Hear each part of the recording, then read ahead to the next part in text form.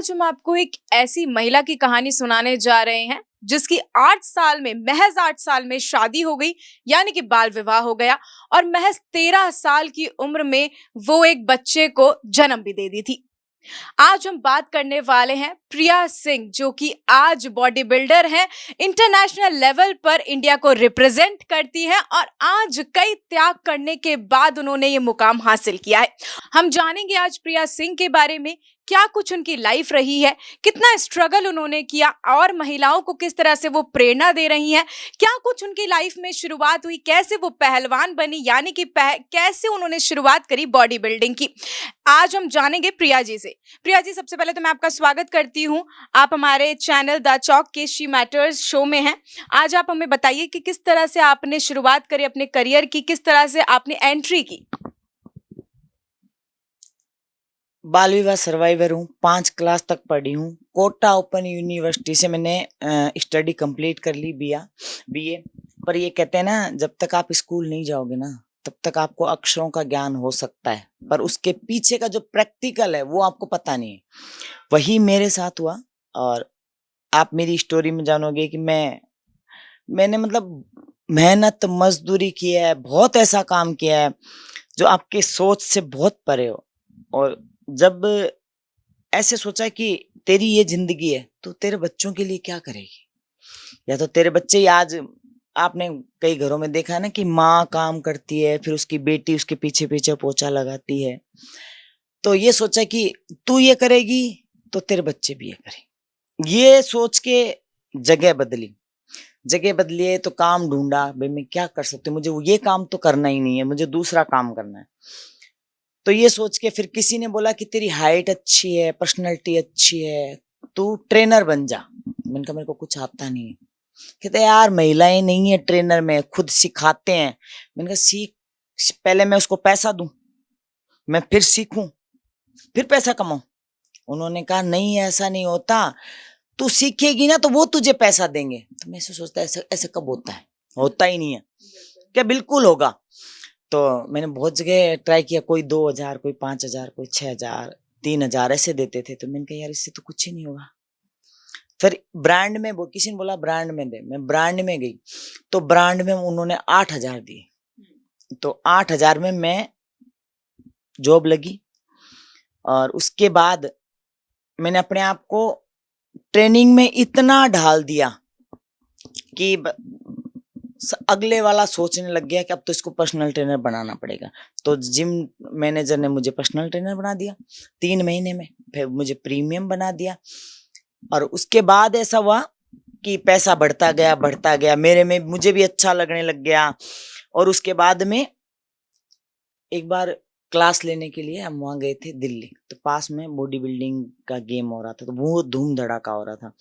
तो मैं कह रही थी सर, क्योंकि मैंने उस जिम में कभी बॉडी बिल्डर नहीं देखे, राजस्थान में देखे ही नहीं थे उस टाइम, तो मैं कैसे बोलूं। तो मैंने कहा सर ये इधर ये इतना धूम धड़ाका क्यों हो रहा है। कहते बॉडी बिल्डिंग का गेम होता है। पता तो था कि भी बॉडी बिल्डिंग क्या होता है। मैंने कहा देखने चले, हम चले गए।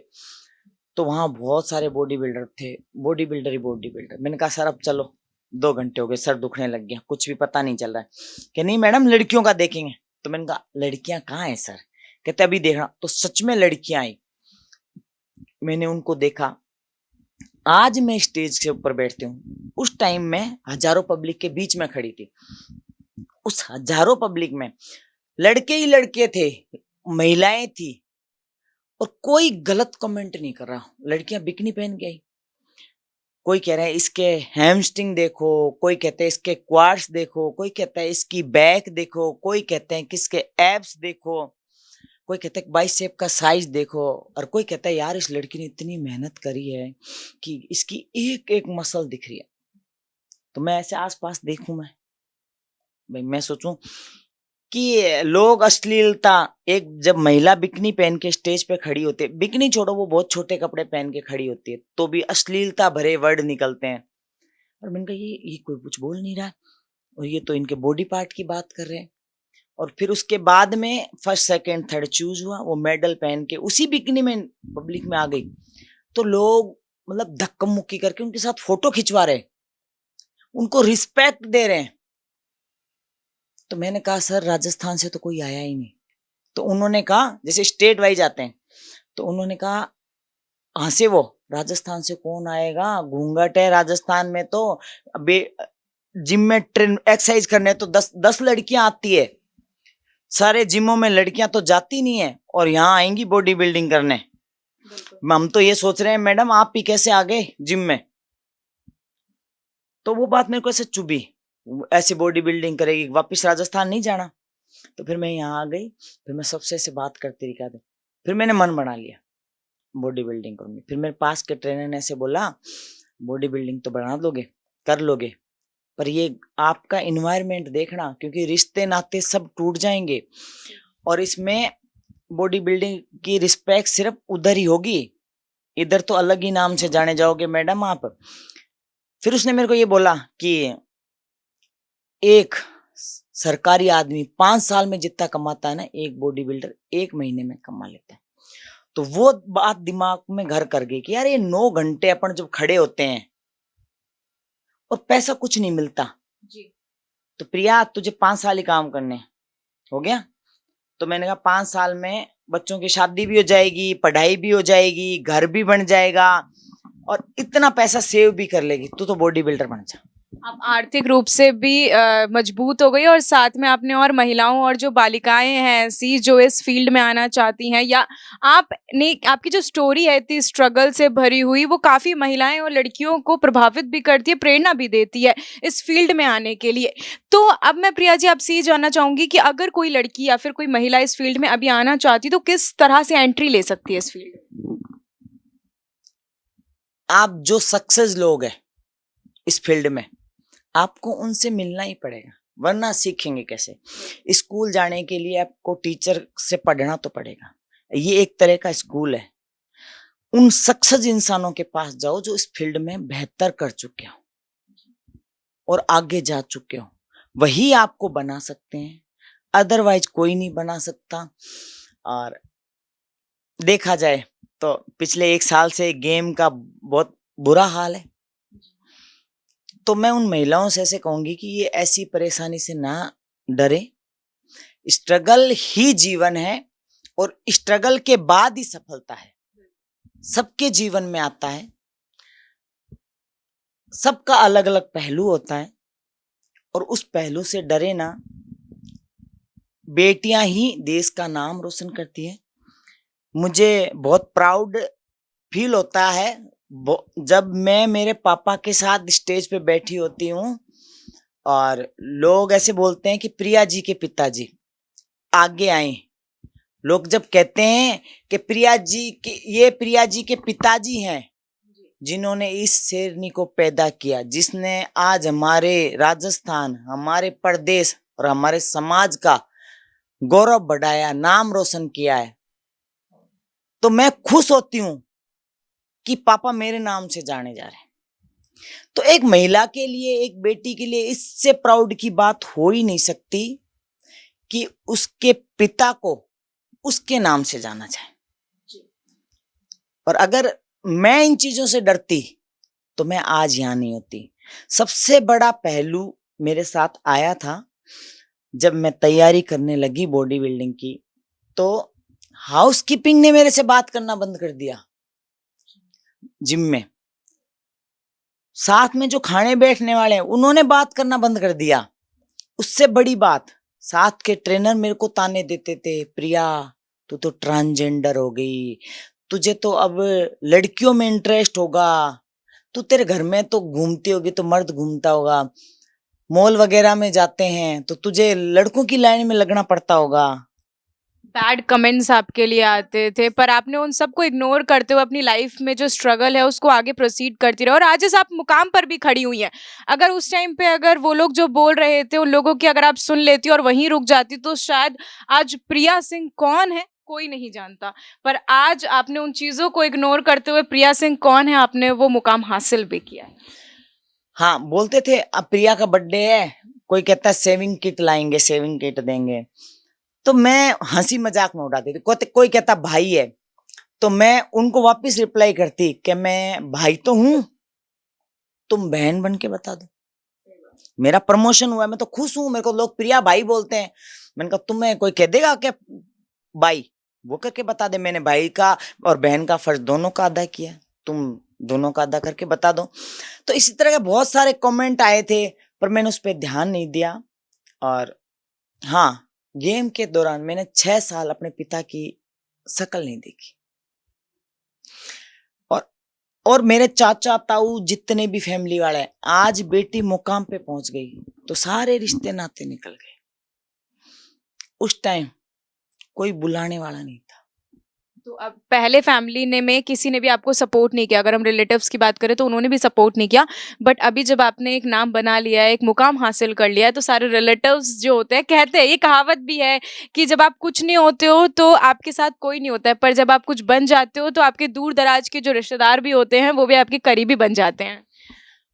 आपको एक बात बताऊं, रिश्तेदार तो क्या, आपके जो साथ के ना वो भी नहीं। मुझे कहने में कोई शर्म नहीं है, मेरा जो नाम है ना, जो मीडिया की वजह से, और मेरी जो सफलता है ना, वो दिल्ली हरियाणा के लोगों की वजह से। अगर वो मेरे को हाथ पकड़ के आगे नहीं चलते ना, तो मैं आज यहाँ नहीं होती। और आपको पता है मैं बोलने से क्यों नहीं डरती, सोशल मीडिया पे लिखने से क्यों नहीं डरती? मैं इसलिए नहीं डरती, ऐसे नेगेटिव कमेंट्स में मुझे कोई फर्क नहीं पड़ा। पैसा मेरे पास है नहीं, सत्ता पे मैं हूं नहीं, कम से कम ऐसे सब तो लिखूं जिससे बेटियां प्रेरित हो, हौसला बुलंद हो, आगे आए। मैं जो कुछ भी करती हूँ महिलाओं के लिए तो करती हूँ। कभी आपने देखा मैं कभी गैस सिलेंडर के लिए, कभी महंगाई के लिए, या कभी अदर चीजों के लिए, या कभी पॉलिटिशियन लाइन के लिए, हालांकि मैंने आरएलपी ज्वाइन की है, ऐसे इंसान की है जो खुद दबंग है।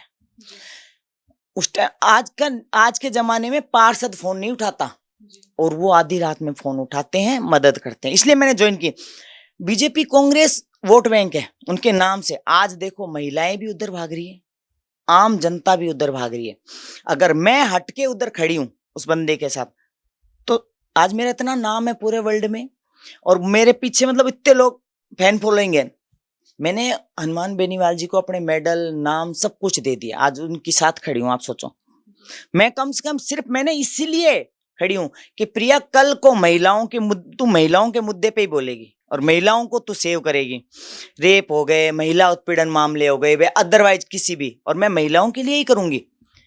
तो कम से कम एक आवाज में तेरे पास आके खड़े तो हो जाएंगे। आपने अभी बोला था प्रिया जी कि अगर दिल्ली और हरियाणा के पहलवान नहीं होते तो आज आप इस मुकाम पे नहीं होती, वही आपको खींच कर लेकर गए। तो क्या लगता है राजस्थान में इस तरह का कल्चर नहीं है अभी? राजस्थान में बॉडी बिल्डिंग को लेकर अभी लोग इतने जागरूक नहीं है? आप बॉडी बिल्डिंग को कहते हो, कौन से गेम में जागरूक है वो बताओ ना। आप कितनी लड़कियां ये स्टेडियम में प्रैक्टिस करती हैं? कृष्णा पूनिया जी थी, आपने देखा। मैं आपको लिख के देती हूँ, आज कृष्णा पूनिया जी की जगह मुझे सरकार में आने देते ना, मैं बैठती, पता नहीं अब तक कितनी लड़कियों को कहां पहुंचा गई थी, इंटरनेशनल तक। आज लड़कियां रो नहीं रही होती। सबसे टफ गेम है बॉडी बिल्डिंग, जिसमें आपको 30 घंटे पानी भी छोड़ना पड़ता है, मर्दों से 4 गुना मेहनत भी ज्यादा करनी पड़ती है, डाइट भी करनी पड़ती है। आप एक प्रकृति को चैलेंज कर रहे हो कि भगवान ने आपको एक महिला के रूप में भेजा है और आप नीचे आके अपने आप को मर्द में बना रही हो। तो आप प्रकृति को चैलेंज कर रही हो। तो मुझे पता है मैं कैसे बनी हूं। जी, महिलाओं की अगर बात की जाए तो महिला का हर महीने जो पीरियड्स आते हैं उस टाइम पे भी अगर बाय चांस आपका कभी भी गेम हो सकता है, क्योंकि गेम्स की तारीख जो होती है कभी भी आ जाती है, और उस टाइम पे अगर आपके पीरियड्स हो रखे तो आप किस तरह से सेफ्टी बरतती हैं, या फिर हम कहें कि किस तरह से ध्यान रखती हैं आप अपना? जब हम प्रेप पे होते हैं भाई, जब हमें एक गोल लेके चलना है कि भाई अब जैसे जनवरी है और अपना गेम है जून में, अप्रैल में, तो हमारा कंपटीशन टाइम शुरू हो जाता है। तो हम इतने हजारों सप्लीमेंट से गुजरते हैं कि हमें ये टाइम पीरियड आते ही नहीं है। हार्मोनल इतनी प्रॉब्लम हो जाती है। जैसे कि मैंने अभी बताया कि प्रकृति को चैलेंज कर रहे हैं, प्रकृति ने हमें महिला भेजा है। हम बॉडी बना के अपने आप को मर्द में कन्वर्ट करते हैं। तो ये हार्मोन इनबैलेंस आजकल तो सभी के हो जाते हैं, आपको पता है ना। पर हम अदर वे में जाते हैं, तो आप कितने भी सेफ फॉर्म में जाओ, आपके हार्मोन इनबैलेंस होंगे, पीरियड नहीं आएंगे, गेम खेल लोगे, उसके बाद आप नॉर्मल डाइट, नॉर्मल वर्कआउट सब कुछ स्टॉप करोगे, तब आपको पीरियड्स आएंगे। तो एक महिला कैसे खिलाड़ी बनती है, वो एक हाँ, महिला को पता है। एक महिला इतने रूप, आज मैं हूं, मैं खिलाड़ी भी हूं, माँ भी हूं, बेटी भी हूं, हजारों फर्ज निभाती है और हजारों चीजों से गुजरती है। महिला पर जब कोई महिला पर कोई एलिगेशन लगाने को नहीं होता ना, तो आदमी एक एलिगेशन लगाता है, उसके चरित्र पे अंगुली उठाता है। जब मर्द किसी महिलाओं को हराने का कोई जुगाड़ नहीं दिखता ना, या कोई साजिश, सारी साजिशें फेल हो जाती है, तब एक इंसान उस पे, उसके चरित्र पे उंगली उठाता है और उसको बेशरम करता है जनता में, और इस तरह के एलिगेशन लगा के उस महिला को दबाने की कोशिश करता है।